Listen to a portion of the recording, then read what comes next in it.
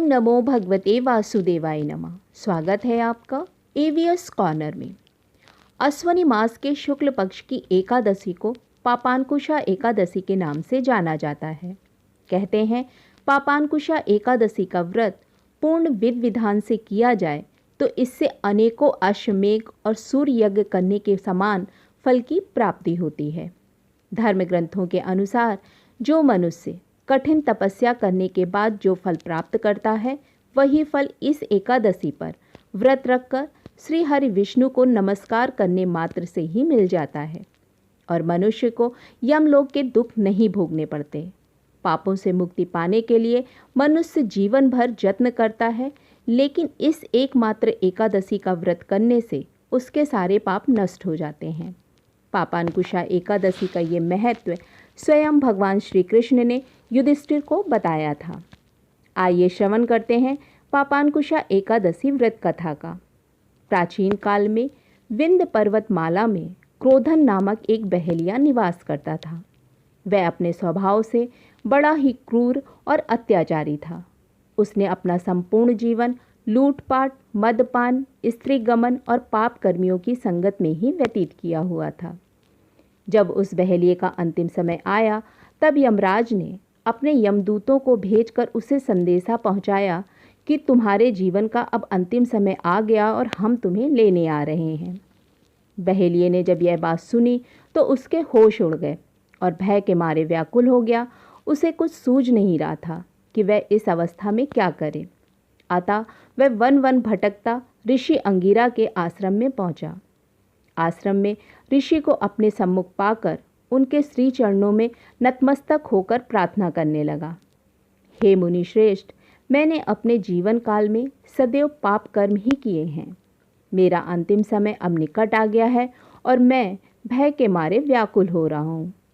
हे शरणागत वत्सल, आप अपनी शरण में आए इस पापी दुराचारी का उद्धार करें। मुझे इस पाप कर्म से मुक्ति दिलाने का कोई उपाय बताएं। अपनी शरण में आए मनुष्य का उद्धार करना एक ऋषि का परम कर्तव्य होता है। इसी कर्तव्य के अनुसार ऋषि अंगिरा ने कहा, हे दुराचारी, तुमने सत्य कहा। तुमने अपने जीवन काल में कोई पुण्य कर्म नहीं किया है, किंतु यह प्रभु की ही दिव्य लीला है कि जो तुम्हें अपने अंतिम समय में सद्बुद्धि प्रदान कर मेरे समक्ष प्रस्तुत किया है।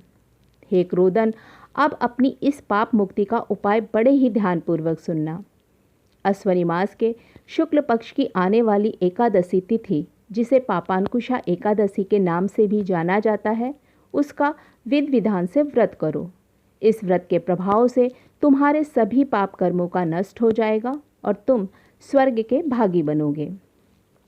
महर्षि अंगिरा के कथनानुसार उस बहेलिये क्रोधन ने पूर्ण श्रद्धा और विधि विधान से पापांकुशा एकादशी व्रत का अनुष्ठान किया और स्वयं को पूर्ण रूप से श्री हरि विष्णु को समर्पित करते हुए व्रत का समापन भी किया।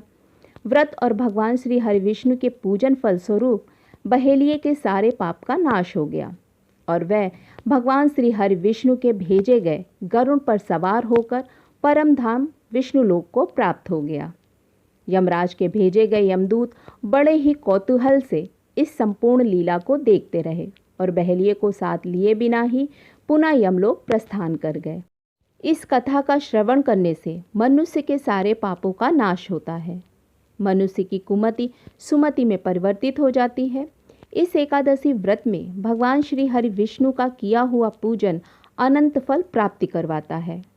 अपने पाप कर्मों से हमेशा भयभीत रहने वाले मनुष्यों को सदा इस एकादशी का व्रत अनुष्ठान पूर्ण श्रद्धा और समर्पण भाव से करना चाहिए।